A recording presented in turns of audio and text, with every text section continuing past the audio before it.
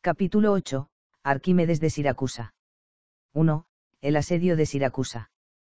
Alejandría fue el centro de la actividad matemática a lo largo de toda la época helenística, y sin embargo, el matemático más importante de esa época, y sin duda de toda la antigüedad, no era natural de dicha ciudad. Arquímedes pudo haber estudiado durante algún tiempo en Alejandría con los discípulos de Euclides, y de hecho, mantenía una comunicación con los matemáticos de allí, pero vivió y murió en Siracusa. Los detalles que conocemos de su vida son escasos, pero disponemos de alguna información acerca de él por la historia de la vida de Marcelo, el general romano, escrita por Plutarco. Durante la Segunda Guerra Púnica la ciudad de Siracusa se vio cogida en medio de la lucha por el poder entre Roma y Cartago, y al haber ligado su suerte a la de los cartagineses, la ciudad fue sometida por los romanos a un asedio durante los años 214 al 212 a.C. Se nos cuenta que durante este asedio Arquímedes inventó ingeniosas máquinas de guerra para mantener alejado al enemigo, catapultas para lanzar piedras, sogas, poleas y garfios para levantar los barcos romanos y dejarlos caer estrellándolos, artificios para prender fuego a los barcos desde lejos, etc. Finalmente, sin embargo, Siracusa cayó en poder de los romanos gracias a una quinta columna. Durante el saqueo de la ciudad Arquímedes fue asesinado por uno de los soldados romanos, a pesar de las órdenes expresas de Marcelo de que se le respetara la vida. Teniendo en cuenta que se nos asegura que Arquímedes tenía unos 75 años, habría nacido probablemente en torno al 287 a.C. Su padre era astrónomo y Arquímedes mismo se hizo una reputación en astronomía. Se dice que Marcelo se habría reservado para sí mismo como parte del botín algunos ingeniosos planetarios que había construido Arquímedes para representar los movimientos de los cuerpos celestes. Las narraciones sobre la vida de Arquímedes concuerdan, sin embargo, en pintárnoslo atribuyendo poco valor a sus inventos mecánicos en comparación con los productos de su pensamiento. Incluso cuando se manejaba con palancas y otras máquinas simples estaba mucho más interesado en los principios generales que en las aplicaciones prácticas. 2. La ley de la palanca. Arquímedes no fue naturalmente el primero en usar la palanca, ni siquiera el primero en formular la ley general de la palanca. En las obras de Aristóteles se encuentra la afirmación de que dos pesos en los extremos de una palanca se equilibran cuando son inversamente proporcionales a sus distancias al punto de apoyo, y los peripatéticos relacionaban esta ley con su hipótesis de que el movimiento rectilíneo vertical es el único movimiento natural terrestre. Ellos señalaban que los extremos de los brazos desiguales de una palanca describirían arcos de circunferencias y no líneas rectas en sus desplazamientos en torno al punto de apoyo, de manera que el extremo del brazo mayor se movería siguiendo una circunferencia mayor, luego el camino recorrido se aproximaría más al movimiento rectilíneo vertical que el del extremo del brazo menor. Por lo tanto, la ley de la palanca resulta ser una consecuencia natural de este principio cinemático cualitativo. Arquímedes, por su parte, deducía la misma ley a partir de un postulado estático más plausible, el de que cuerpos bilateralmente simétricos están en equilibrio. Es decir, supongamos que una barra sin peso, de 4 unidades de longitud y que soporta 3 unidades de peso, una en cada extremo y una en el centro está en equilibrio cuando el punto de apoyo está situado en su punto medio, en virtud del axioma de Arquímedes por la simetría del sistema. Pero este mismo principio de simetría muestra también que, si consideramos solo la mitad de la derecha del sistema, entonces el estado de equilibrio se conservará si los dos pesos separados por las 2 unidades de longitud se llevan juntos al punto medio del brazo derecho. Lo cual significa que un peso de una unidad separado del punto de apoyo por 2 unidades mantendrá en equilibrio a un peso de 2 unidades que está a una unidad de distancia de dicho punto de apoyo.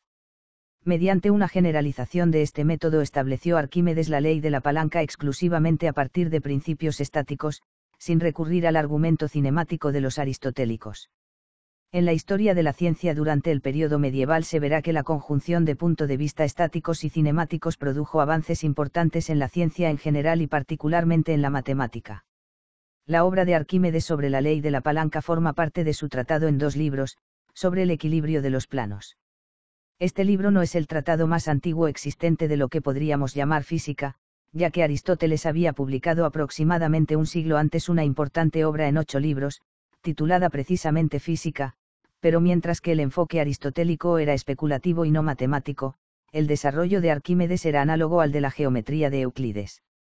A partir de un conjunto de postulados sencillos demostraba Arquímedes algunas conclusiones muy abstrusas, estableciendo así la estrecha relación entre matemática y mecánica que iba a ser tan importante tanto para la física como para la matemática. El primer libro sobre el equilibrio de los planos, se ocupa de figuras rectilíneas y se cierra con el cálculo de los centros de gravedad del triángulo y el trapecio.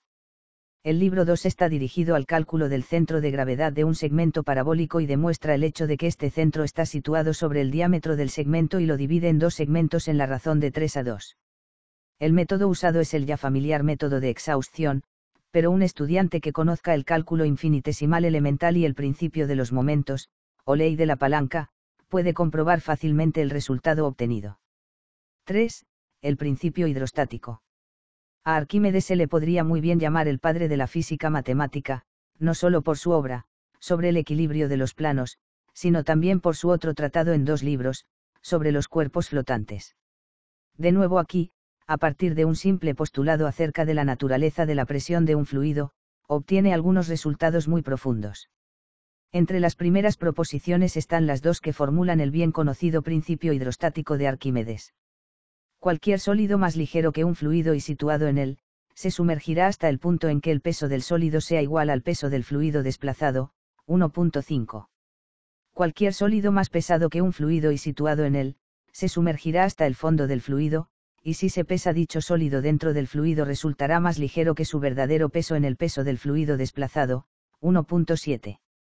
La demostración matemática de este principio de flotación fue sin duda el descubrimiento que hizo que el ensimismado Arquímedes abandonara su baño de un salto y corriera desnudo hasta su casa gritando Eureka, lo he encontrado. Es posible también, aunque menos probable, que este principio le ayudase a comprobar la honradez de un orfebre sospechoso de haber sustituido fraudulentamente parte del oro por plata al fabricar una corona, o mejor una guirnalda, para el rey Herón de Siracusa, amigo, si es que no era incluso pariente, de Arquímedes.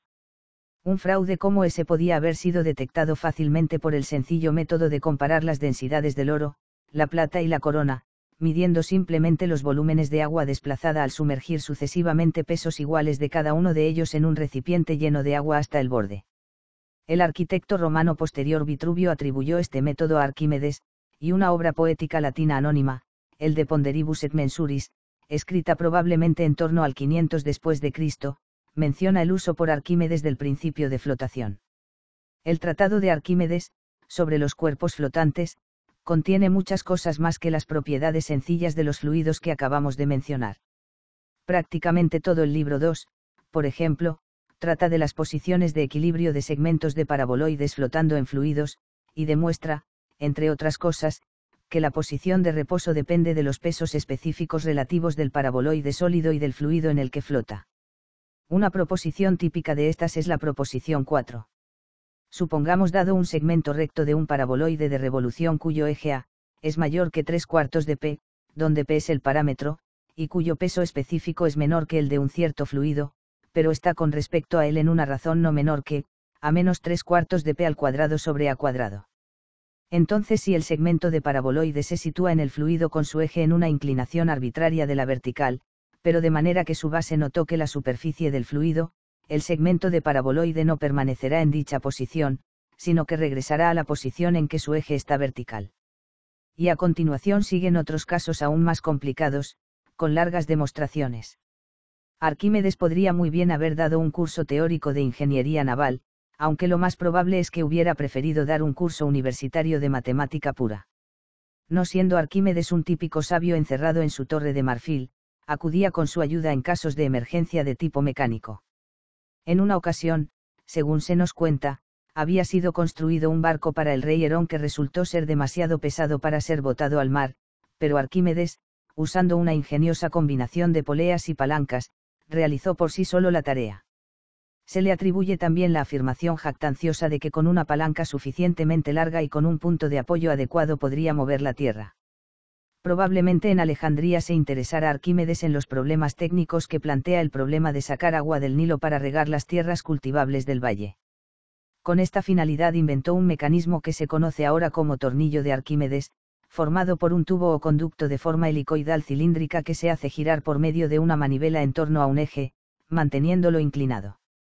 4. El arenario. En la antigüedad griega se hacía una distinción clara no solo entre la teoría y las aplicaciones prácticas, sino también entre el cálculo rutinario y mecánico y el estudio teórico de las propiedades de los números.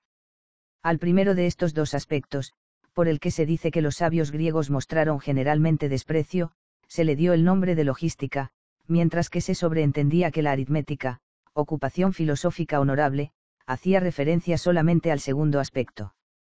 Se ha dicho incluso que esta actitud clásica con respecto al cálculo rutinario venía a reflejar la estructura social de la antigüedad, en la que los cálculos numéricos quedaban relegados a los esclavos. Sea el que sea el grado de verdad que encierra este punto de vista, no obstante parece haberse visto exagerado, puesto que los griegos se tomaron la molestia de reemplazar su antiguo sistema de numeración ático o herodiánico por otro sensiblemente más ventajoso, el jónico o alfabético. Arquímedes vivió aproximadamente en la época en que se hizo efectivo el cambio de la numeración ática a la jónica, y esto puede darnos una explicación del hecho de que se entretuviera en hacer una contribución a la logística. En una obra titulada Samites, el cálculo de los granos de arena, más conocida en español como el arenario, se jactaba Arquímedes de que podría escribir un número mayor que el número de granos de arena necesarios para llenar el universo. En este proceso de cálculo Arquímedes se refería a una de las teorías astronómicas más atrevidas de la antigüedad, la formulada por Aristarco de Samos hacia mediados del siglo III a.C., en la que proponía situar a la Tierra en movimiento alrededor del Sol. Tal sistema astronómico parecía sugerir que las posiciones relativas de las estrellas fijas deberían cambiar al desplazarse la Tierra muchos millones de millas en su movimiento alrededor del Sol. La ausencia aparente de tal desplazamiento paraláctico fue uno de los motivos principales que impulsó a los más grandes astrónomos de la antigüedad, incluyendo posiblemente a Arquímedes mismo, a rechazar la hipótesis heliocéntrica. Aristarco, no obstante, aseguraba con gran clarividencia que la ausencia de paralaje podía atribuirse a la enorme distancia que separaba a las estrellas fijas de la Tierra. Ahora bien, Arquímedes, para cumplir su jactanciosa promesa, tenía que considerar forzadas al máximo las posibles dimensiones del universo, y así demostró que podía enumerar los granos de arena necesarios para llenar incluso el inmenso mundo de Aristarco. Arquímedes comienza con ciertas estimaciones que se habían hecho en su época relativas a los tamaños de la Tierra, la Luna y el Sol, y a las distancias de la Luna, el Sol y las estrellas fijas. Según nos dice, se había dado en su época una estimación de la circunferencia de la Tierra en unos 300.000 estadios, unas 30.000 millas, ya que el estadio utilizado generalmente venía a ser un décimo de milla. Arquímedes concedió que se hubiera podido producir una estimación demasiado baja e imaginó una circunferencia de 3 millones de estadios. Por otra parte, Aristarco había calculado que el diámetro del Sol era entre 18 y 20 veces el de la Luna, el cual es a su vez menor que el de la Tierra. Para mayor seguridad de no quedarse corto, Arquímedes consideró que el diámetro del Sol no fuera mayor que 30 veces el de la Luna, o a fortiori, el de la Tierra. A continuación supuso Arquímedes que el tamaño aparente del Sol era mayor que una milésima parte de la circunferencia completa, ya que Aristarco lo había estimado en medio grado aproximadamente, resultado que parecía confirmar la observación. Conociendo una cota superior para el tamaño real del Sol y una cota inferior para su tamaño aparente, se podía calcular fácilmente una cota superior para su distancia a la Tierra. Por último, supuso Arquímedes que el universo de Aristarco tenía un radio que era a la distancia del Sol a la Tierra como esta distancia era al radio de la Tierra. A partir de estas hipótesis demostró Arquímedes que el diámetro del universo usual hasta la distancia del Sol es menor que 10 a la 10 estadios. A continuación tenía que estimar el tamaño de un grano de arena. Moviéndose siempre sobre seguro, supuso que 10.000 granos de arena superaban ya a una semilla de adormidera, que el diámetro de una de estas semillas de adormidera no era menor que 1/40 de la anchura de un dedo, y que a su vez un estadio es menor que 10.000 dedos. Reuniendo todas estas desigualdades llegó Arquímedes a la conclusión de que el número de granos de arena necesarios para llenar la esfera del universo generalmente aceptado en aquel tiempo era menor que un número que nosotros escribiríamos como 10 a la 51. Para el universo de Aristarco, que es al anterior universo usual como este es a la Tierra, demostró Arquímedes que no serían necesarios más de 10 a la 63 granos de arena.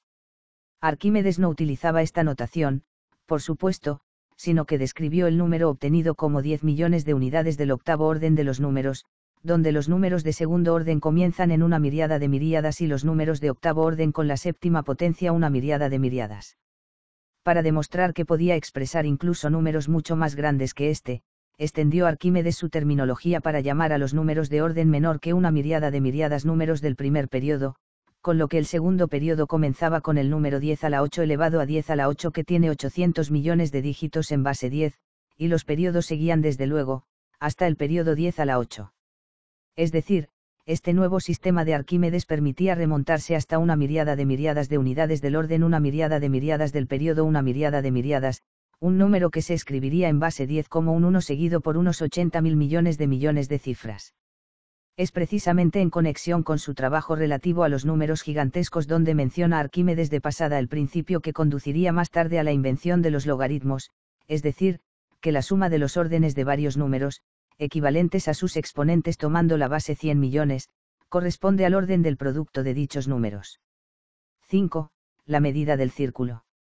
Arquímedes mostró de nuevo su habilidad para los cálculos numéricos en su estimación aproximada de la razón de una circunferencia a su diámetro. Partiendo del hexágono regular inscrito en la circunferencia, calcula Arquímedes los perímetros de los polígonos obtenidos duplicando sucesivamente el número de lados hasta llegar al polígono regular de 96 lados. El procedimiento iterativo que utiliza para estos polígonos está relacionado con lo que a veces se llama el algoritmo de Arquímedes. Consideremos la sucesión, P sub n mayúscula, P sub n minúscula, P sub 2n mayúscula, P sub 2n minúscula, P sub 4n mayúscula, P sub 4n minúscula, puntos suspensivos, donde P sub n mayúscula y P sub n minúscula son respectivamente los perímetros de los polígonos regulares circunscrito e inscrito de n lados. Comenzando con el tercer término de la sucesión, podemos calcular cualquier término a partir de los dos anteriores tomando alternativamente sus medias armónica y geométrica. Si uno lo prefiere, puede proceder de una manera alternativa, utilizando la sucesión, A sub n minúscula, A sub n mayúscula, A sub 2n minúscula, A sub 2n mayúscula, puntos suspensivos, donde A sub n minúscula y A sub n mayúscula son respectivamente las áreas de los polígonos regulares inscrito y circunscrito de n lados. Entonces el tercer término y los sucesivos se obtienen tornando alternativamente la media geométrica y armónica. El método de Arquímedes para calcular raíces cuadradas al determinar el perímetro del hexágono circunscrito y para hallar medias geométricas era muy semejante al que utilizaban los babilonios. El resultado final de los cálculos de Arquímedes sobre el círculo fue una aproximación al valor de pi expresada por la desigualdad, 3 enteros 10 sobre 71 menor que pi menor que 3 enteros 10 sobre 70, lo que suponía una estimación sensiblemente mejor que la de los egipcios y los babilonios. Debe tenerse en cuenta claramente que ni Arquímedes ni ningún otro matemático griego utilizó nunca, ni nuestra notación pi ni la idea de un número como razón de la circunferencia al diámetro en un círculo. Este resultado aparece en la proposición 3 del tratado, sobre la medida del círculo, una de las obras más populares de Arquímedes durante la Edad Media. Esta obrita, probablemente incompleta tal como ha llegado hasta nosotros, incluye solo 3 proposiciones, de las que una se reduce a la demostración, por el método de exhausción, de que el área del círculo es igual a la de un triángulo rectángulo que tenga como uno de sus catetos la circunferencia del círculo y el otro igual al radio. Es improbable que fuera Arquímedes el descubridor de este teorema, puesto que ya se presupone en la cuadratura del círculo atribuida a Dinostrato. 6. La trisección del ángulo. Arquímedes también se vio atraído por los 3 famosos problemas geométricos, lo mismo que sus predecesores, y la espiral de Arquímedes, bien conocida, le permitió dar soluciones a 2 de ellos, aunque no únicamente con regla y compás desde luego. La espiral de Arquímedes se define como el lugar geométrico de un punto del plano que, partiendo del extremo de una semirrecta se mueve uniformemente sobre ella, mientras que la semirrecta gira a su vez uniformemente alrededor de su extremo. Así pues, la ecuación de esta espiral en coordenadas polares es de la forma, r igual a por θ. Dada una de estas espirales, puede efectuarse fácilmente la trisección de un ángulo arbitrario de la manera siguiente. Situemos el ángulo de tal forma que el vértice y el lado inicial coincidan con el origen O, de la espiral y la posición inicial o A, de la semirrecta que gira. Sea P el punto de intersección del segundo lado del ángulo con la espiral, y dividamos el segmento OP en 3 partes iguales por medio de los puntos R y S. Sean R, U y S B las circunferencias de centro O, y radios OR y OS respectivamente.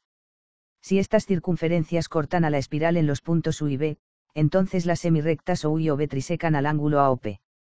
La matemática griega suele verse caracterizada a veces como esencialmente estática y con escasa o nula atención a la idea de variabilidad, pero lo cierto es que Arquímedes, en su estudio de la espiral, parece haber determinado la tangente a la curva por medio de consideraciones cinemáticas que recuerdan el cálculo diferencial. Considerando un punto genérico de la espiral, r igual a por θ, como sometido a dos movimientos simultáneos, un movimiento radial uniforme de alejamiento del origen de coordenadas y un movimiento circular de centro en el origen, Arquímedes parece haber hallado la dirección instantánea del movimiento, y por lo tanto la dirección de la tangente a la curva, observando el movimiento resultante de los dos componentes por medio del paralelogramo de las velocidades. Esta parece ser la primera vez que se determinó la tangente a una curva que no fuera una circunferencia. El estudio que llevó a cabo Arquímedes sobre la espiral, curva que él mismo atribuye a su amigo Conón de Samos, formaba parte indudablemente de la búsqueda general de soluciones a los tres problemas famosos por parte de los griegos. Esta curva se presta también a las multisecciones de un ángulo que muy bien pudo haber sido inventada por Conón con este objeto. Sin embargo, y lo mismo que pasaba con la cuadratriz, también puede servir para cuadrar el círculo, tal como mostró Arquímedes mismo. Trácese por un punto P de la espiral OPR la tangente PQ, y sea Q el punto de intersección de esta tangente con la recta OQ perpendicular al radio vector OP por el origen O. Entonces demuestra Arquímedes que el segmento OQ, conocido como la subtangente polar del punto P, es igual a la longitud del arco PS de la circunferencia de centro O y radio OP interceptado por la semirrecta inicial, eje polar, y la semirrecta OP del radio vector. Este teorema, que demuestra Arquímedes por medio de un típico razonamiento de doble reductio ad absurdum, lo puede comprobar cualquier estudiante de cálculo infinitesimal teniendo en cuenta que, tangente de si igual r sobre r', donde, r igual función de θ, es la ecuación de la curva en coordenadas polares, r' es la derivada de r con respecto a θ y si es el ángulo entre el radio vector correspondiente al punto P de la curva y la tangente en el punto P. Gran parte de la obra de Arquímedes es tal que hoy podría aparecer incluida en un curso de cálculo infinitesimal, y esta circunstancia se da muy especialmente en el caso de su obra, sobre las espirales. Si tomamos como punto P el punto de intersección de la espiral con la recta perpendicular al eje polar, entonces la subtangente polar OQ será precisamente igual a la cuarta parte de la circunferencia de radio OP.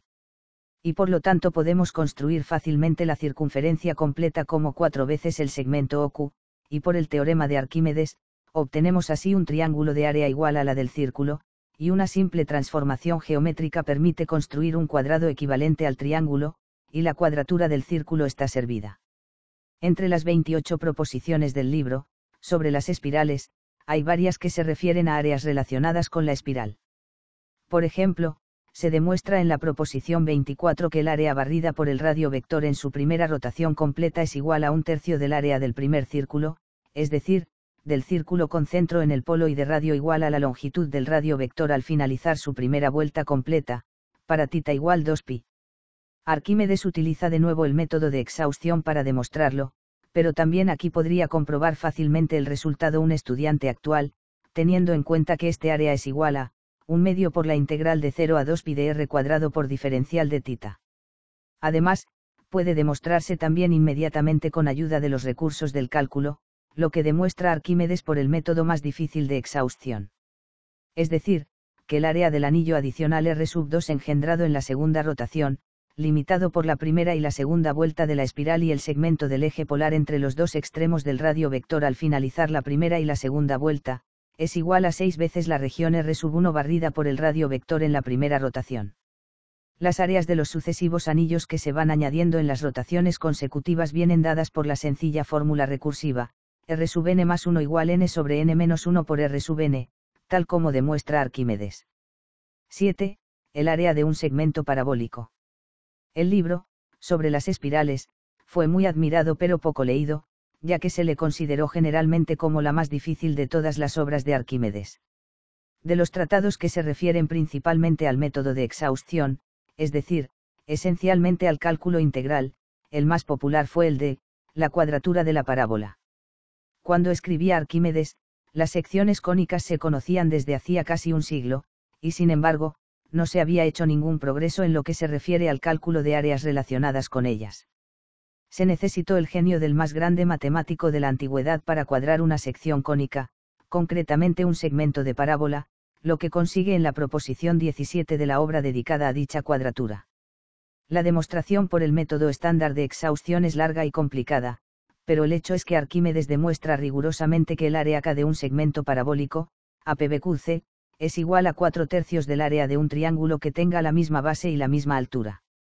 En las siguientes 7 proposiciones, que son las últimas del libro, da Arquímedes una segunda demostración diferente del mismo teorema. Demuestra en primer lugar que el área del más grande triángulo inscrito ABC, con base AC, es igual a 4 veces la suma de los correspondientes triángulos inscritos con bases cada uno de los segmentos AB y BC. Continuando el proceso que sugiere esta relación, parece claro que el área K del segmento parabólico ABC vendrá dada por la suma de la serie infinita, t más t cuartos más t sobre 4 al cuadrado más puntos suspensivos más t sobre 4 a la n, que es 4/3 de t. Arquímedes no habla desde luego, de la suma de la serie infinita, puesto que los procesos infinitos no se aceptaban en su época, sino que demuestra por una doble reductio ad absurdum que K no puede ser ni mayor ni menor que 4/3 de t. Arquímedes, dicho sea de paso, al igual que sus predecesores, no utiliza el nombre de parábola, sino el de ortotoma o sección de un cono rectángulo. En el preámbulo a la cuadratura de la parábola, nos encontramos con la hipótesis o lema que se suele conocer hoy como el axioma de Arquímedes, que el exceso por el cual la mayor de dos áreas desiguales supera a la menor, añadido asimismo la cantidad de veces que sea necesario, puede llegar a exceder cualquier área dada. Este axioma viene a excluir de una manera efectiva los indivisibles o infinitésimos constantes que tanto habían sido discutidos en la época de Platón. Se trata esencialmente de lo mismo que el axioma de exhausción, y Arquímedes admite francamente que, los geómetras anteriores también han utilizado este lema, ya que demostraron, usando precisamente este mismo lema, que los círculos están entre sí en la razón duplicada de sus diámetros, y que las esferas están entre sí en la razón triplicada de sus diámetros, así como que toda pirámide es un tercio del prisma que tiene su misma base y altura igual. Y también demostraron que todo cono es un tercio del cilindro que tiene la misma base y la misma altura que el cono, suponiendo un cierto lema análogo al que hemos mencionado. Los geómetras anteriores a los que hace referencia aquí Arquímedes incluirían probablemente a Eudoxo y sus sucesores. 8. El volumen de un segmento de paraboloide. Parece ser que Arquímedes no pudo hallar el área de un segmento general de elipse o de hipérbola. En realidad, el cálculo del área de un segmento parabólico por el método de integración moderno no involucra nada peor que simples polinomios, pero las integrales que aparecen en la cuadratura de un segmento de elipse o de hipérbola, lo mismo que en los arcos de estas curvas o de la parábola, exigen ya la utilización de funciones trascendentes. No obstante, Arquímedes, en su importante trabajo, sobre conoides y esferoides, calcula el área de la elipse completa. Las áreas de las elipses son entre sí como los rectángulos construidos sobre sus ejes, proposición 6. Esto es obviamente, lo mismo que decir que el área de la elipse, x cuadrado sobre a cuadrado más y cuadrado sobre b cuadrado igual 1, es pi por a por b, o bien que el área de una elipse es igual al área de un círculo cuyo radio sea la media geométrica de los dos semiejes de la elipse.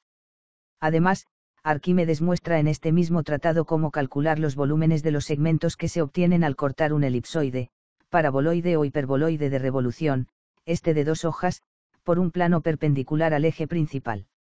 El método que utiliza Arquímedes se parece tanto al método de integración moderno, que vamos a resumirlo solamente para un caso. Sea ABC un segmento recto de paraboloide de revolución, o conoide parabólico, de eje CD, consideremos el cilindro circular ABFE circunscrito al sólido, cuyo eje es también CD.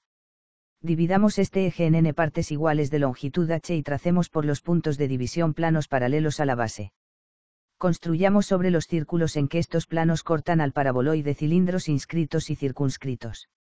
Es fácil demostrar entonces, utilizando la ecuación de la parábola y la suma de una progresión aritmética, que se verifican las siguientes proporciones y desigualdades: cilindro ABF sobre sólido inscrito mayor que n cuadrado h sobre un medio de n cuadrado h, y cilindro ABF sobre sólido circunscrito menor que n cuadrado h sobre un medio de n cuadrado h.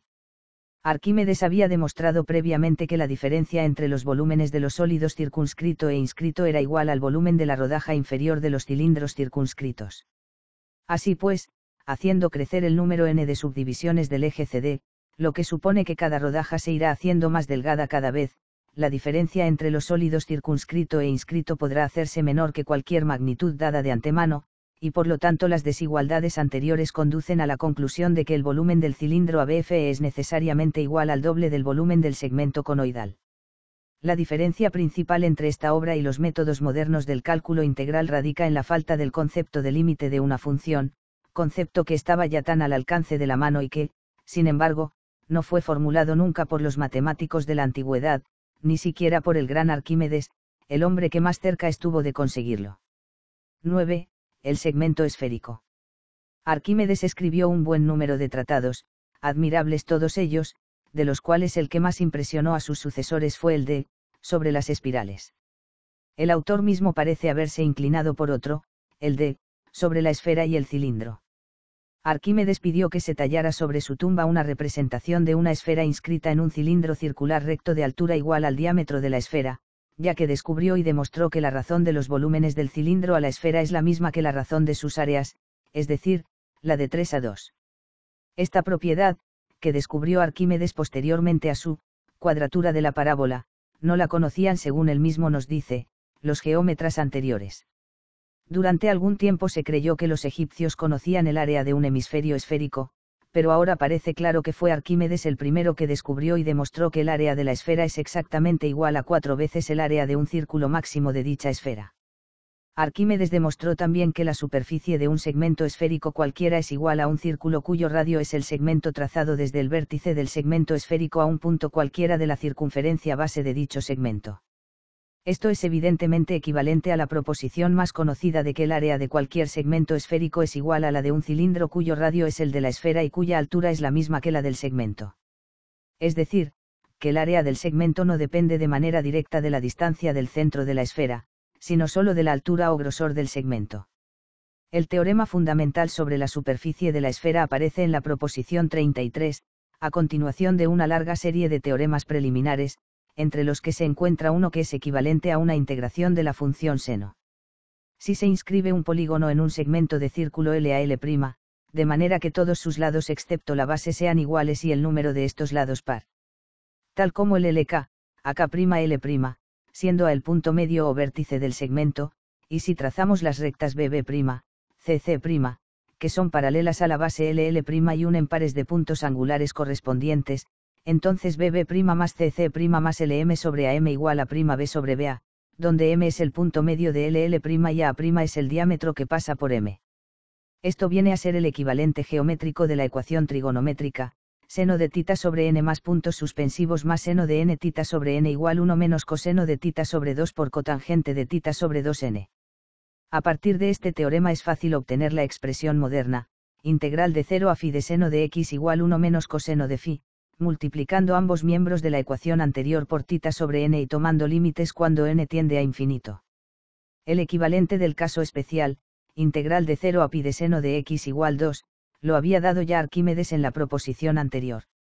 La conocida fórmula para el volumen de la esfera aparece en, sobre la esfera y el cilindro, 1.34, una esfera cualquiera es igual a 4 veces el cono que tiene como base un círculo máximo de la esfera y altura igual al radio de la esfera. Este teorema se demuestra por medio del método de exhaustión usual, y la razón arquimediana entre el volumen o área de la esfera y del cilindro circunscrito se sigue como un corolario fácil. El diagrama que representa a la esfera inscrita en un cilindro se grabó efectivamente sobre la tumba de Arquímedes, tal como sabemos por la información que nos transmite Cicerón. Cuando era cuestor en Sicilia, el famoso orador romano, descubrió la tumba con el diagrama en un estado de abandono total. Cicerón restauró dicha tumba, lo cual significó casi la única contribución de un romano a la historia de la matemática, pero más tarde desapareció todo rastro de ella. 10. Sobre la esfera y el cilindro. Un problema del libro 2 del Sobre la esfera y el cilindro, arroja una luz interesante sobre el álgebra geométrica griega. En la proposición 2 justifica Arquímedes su fórmula para el volumen de un segmento de una esfera dada. En la proposición 3 demuestra que para cortar una esfera dada por un plano, de manera que las superficies de los dos segmentos resultantes estén en una razón dada, uno tiene que trazar simplemente un plano perpendicular a un diámetro pasando por un punto de dicho diámetro que lo divida en dos segmentos que estén en la razón deseada. A continuación, en la proposición 4, muestra Arquímedes cómo cortar por un plano una esfera dada de manera que los volúmenes de los dos segmentos estén en una razón dada, que es un problema mucho más difícil. Utilizando notación moderna, Arquímedes se ve conducido a la ecuación 4a² sobre x² igual 3a menos x por m más n sobre ma, donde m sobre n es la razón entre los dos segmentos. Esta ecuación es una cúbica, y Arquímedes atacó su solución tal como habían hecho sus predecesores para resolver el problema de Delos, es decir, por medio de una intersección de cónicas. Es interesante hacer notar que el enfoque griego de las cúbicas fue muy distinto del de las ecuaciones cuadráticas. Por analogía con el método de aplicación de áreas para este último caso, se podría haber esperado algo así como una aplicación de volúmenes, pero lo cierto es que no se adoptó este método. Arquímedes consiguió reducir su ecuación cúbica, por medio de sustituciones, a la forma, x cuadrado por c menos x igual de b cuadrado, y prometió dar por separado un análisis completo de esta cúbica con respecto al número de raíces positivas.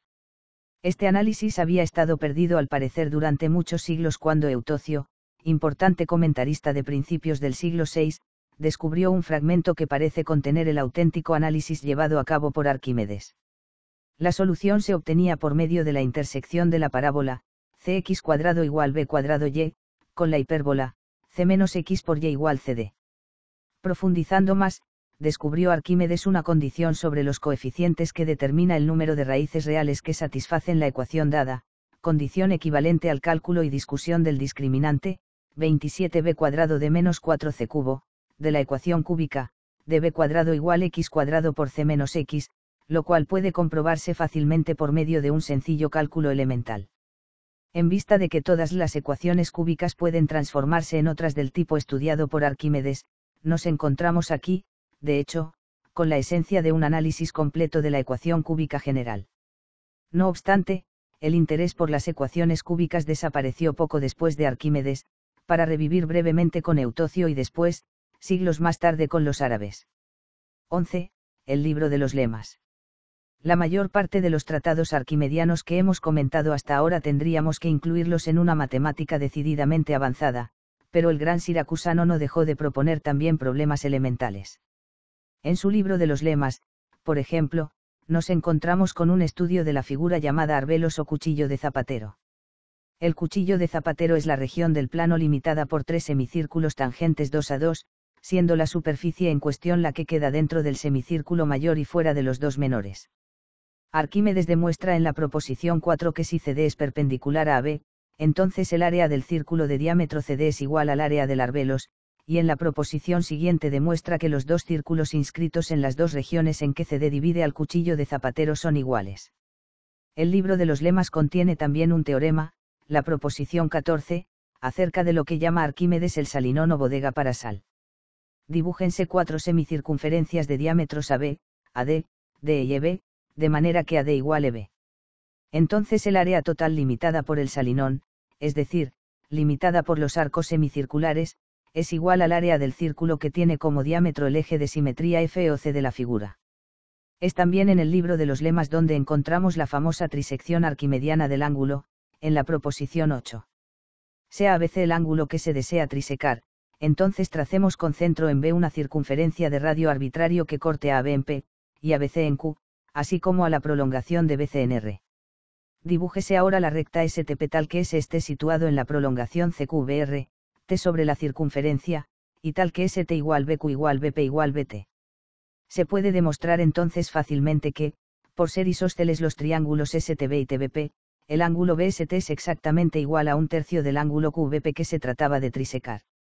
Tanto Arquímedes como sus contemporáneos sabían muy bien desde luego, que esta no era una trisección canónica en el sentido platónico, ya que incluye la construcción de lo que se llamaba una neusis, es decir, una inserción de una longitud dada, en este caso ST igual BQ, entre dos figuras, aquí la recta QR prolongada y la circunferencia.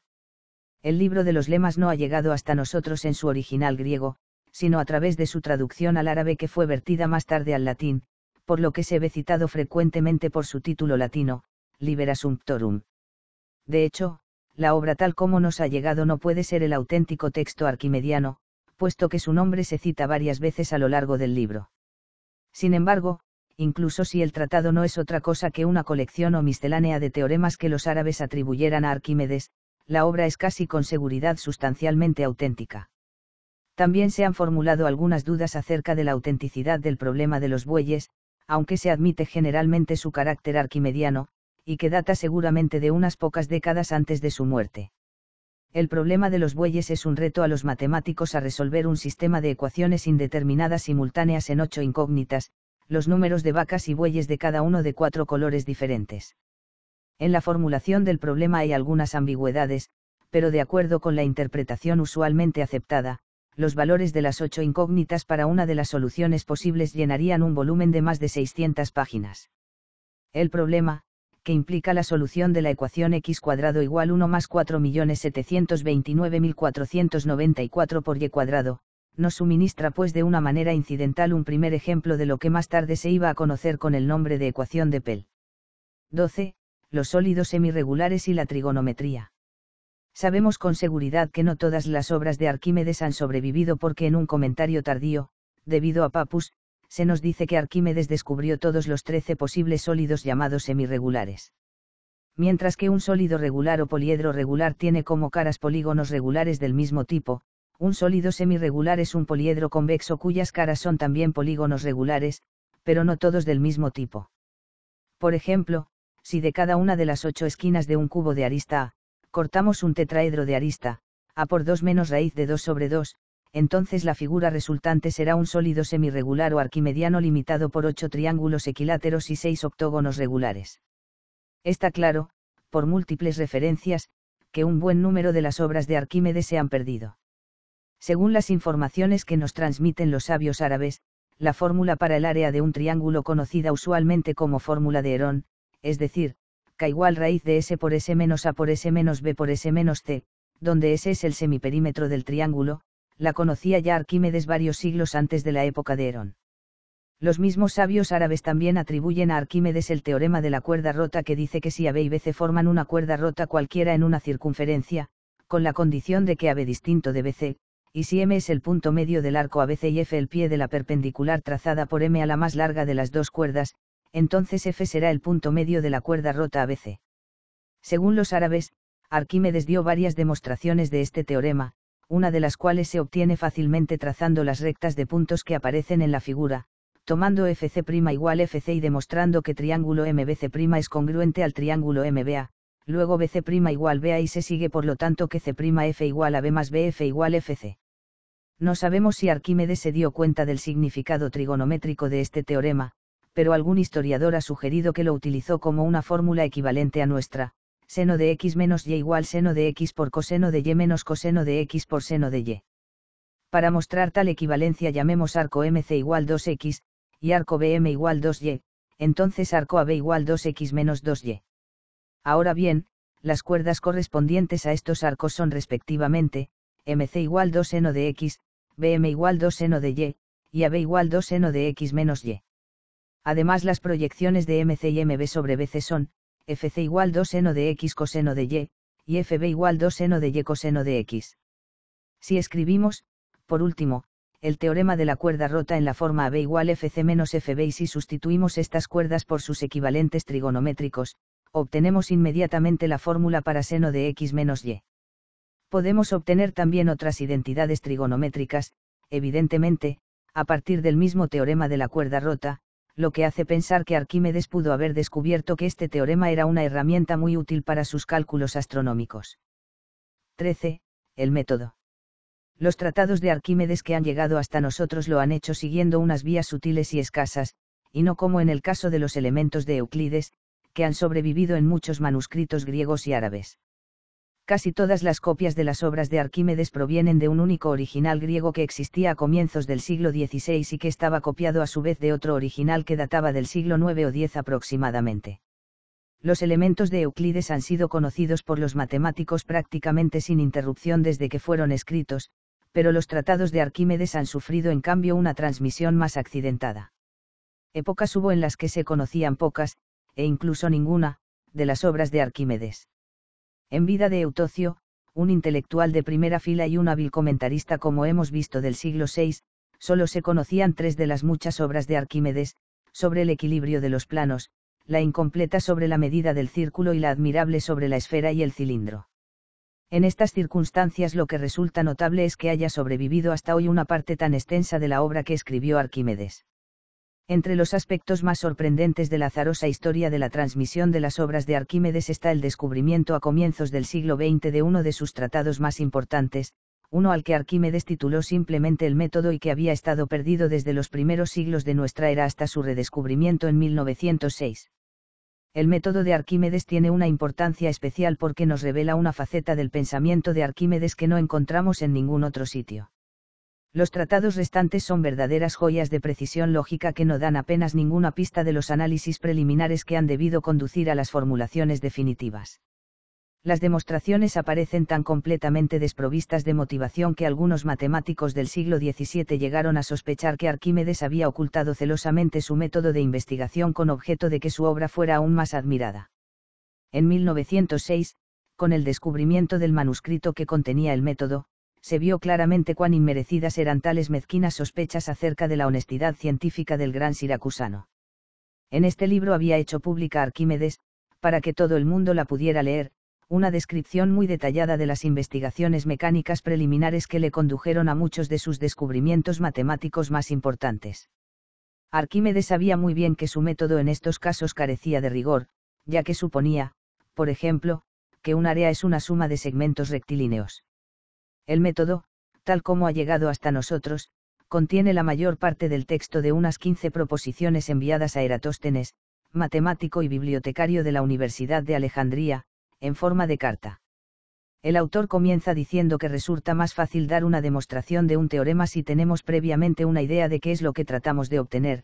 Como ejemplo cita las demostraciones de Eudoxo sobre la pirámide y el cono, que se habían visto facilitadas en gran medida por las afirmaciones previas, sin demostración de Demócrito. Arquímedes anuncia a continuación que él mismo disponía de un método mecánico que le permitía preparar el camino para algunas de sus demostraciones. El primerísimo teorema que descubrió por este método fue el que se refiere al área de un segmento parabólico. En la proposición 1 del método nos explica Arquímedes cómo llegó a descubrir este teorema pesando segmentos rectilíneos tal como uno compara pesos de cuerpos sólidos en mecánica. Arquímedes consideró las áreas del segmento parabólico ABC y del triángulo AFC, donde FC es la tangente a la parábola en el punto C, como la totalidad del conjunto de segmentos paralelos al diámetro QV de la parábola, tales como el OP para la parábola y OM para el caso del triángulo. Si colocamos ahora en H, siendo HK igual KC, un segmento igual a OP, este equilibraría exactamente al segmento OM donde está situado realmente, con respecto al punto de apoyo K. Este hecho puede demostrarse rigurosamente a partir de la ley de la palanca utilizando propiedades elementales de la parábola. Por lo tanto, el área del segmento parabólico, situado con su centro de gravedad en H, equilibrará exactamente al triángulo en su posición real, cuyo centro de gravedad está sobre la recta KC, y a un tercio de la distancia de KC. De esto se sigue fácilmente que el área del segmento parabólico es igual a un tercio del área del triángulo AFC, o bien 4/3 del área del triángulo inscrito ABC. 14. El volumen de la esfera.